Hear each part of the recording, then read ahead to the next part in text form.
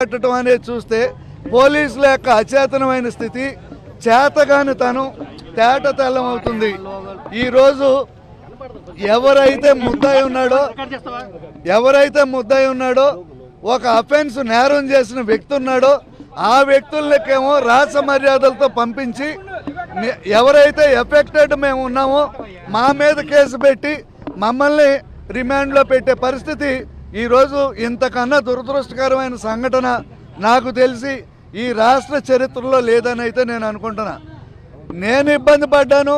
నా వల్ల పోలీసు సాక్షిగా వాళ్ళు ఉండగా నా ఇంటిలోనికి అక్రమంగా ప్రవేశించి నన్ను నా కుటుంబాన్ని అంతం చేయాలనే ఏకైక లక్ష్యంతో ప్రొక్లైనర్లు, డంపర్లు, మారణాయుధాలతో నా ఇంటి మీద దాడి చేస్తే అతన్ని వదిలేసి అతన్ని రాచ మర్యాదలతో ఇంటికి పంపించి సిగ్గులు వదిలేసి అతన్ని పలకరించే పరిస్థితులు, అతన్ని ఏదో ఆకాశానికి ఎత్తే పరిస్థితి చేస్తున్నామంటే ప్రజాస్వామ్యం ఎంత దిగజారిపోయిందో ఈ సమాజంలో మనం అర్థం చేసుకోవచ్చు. నేను ఎఫెక్ట్ అయితే నా ఇంటికి వచ్చి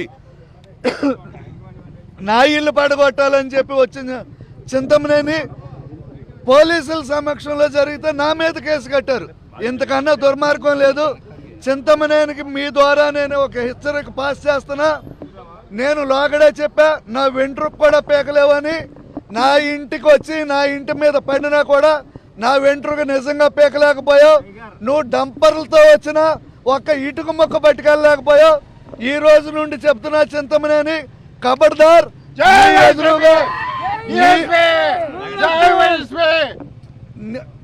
ఖబర్దార్ చింతమనేని విముక్త దెందులూరు నియోజకవర్గం కోసం నేను పోరాటం చేస్తా. ఈ పోరాటంలో పార్టీలకు అతీతంగా, కుల మతాలకు అతీతంగా ఎవరు కలిసి వచ్చినా కలుపుకుని వెళ్తా. ఈ దెందులూరు నియోజకవర్గం కంసుడి చేతుల్లో చిక్కుపోయిన ద్వారకా నగరం అయింది.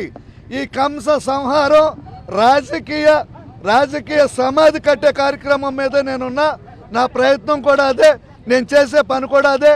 ఇతను చేస్తున్న అక్రమాలు, దౌర్జన్యాలు అన్నీ మీకు నేను ప్రెస్ సోదరులకు మాట ఇచ్చిన ప్రకారం ప్రతి నెల ఆధారాలతో మీ ముందుకు వచ్చి ఇతను బతుకు బట్టబయలు చేయటమే నా యొక్క కార్యక్రమం, నా యొక్క ఎజెండా.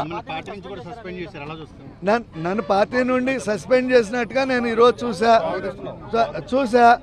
నేనైతే ఒకటే చెప్తున్నా, నేను ఒక న్యాయవాదిని. నేను పార్టీకి పనిచేసేది ఉంటుంది తప్ప నేను పార్టీ నుండి నేనేమి ఈ రోజుకు ఒక్క రూపాయి నేను ప్రయోజనం పొందలా.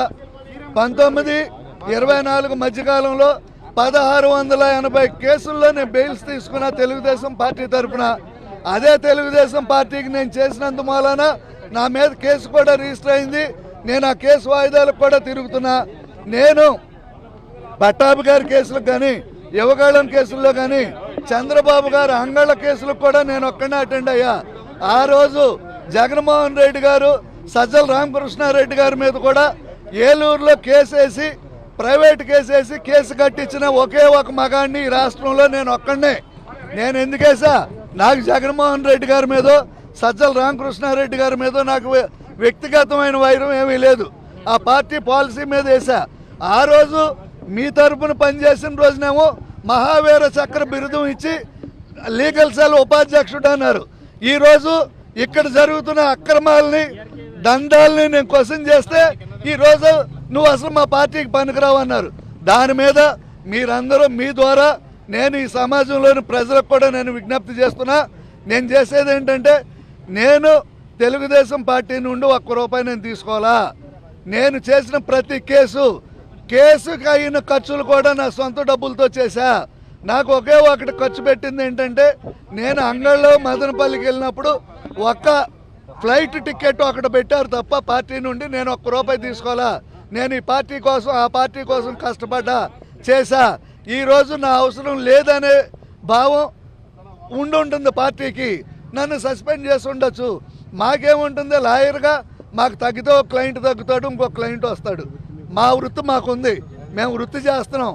నేను రాజకీయం చేయలా, రాజకీయ పదవులు అడగలా, నేనేమి పదవులు పొందలా.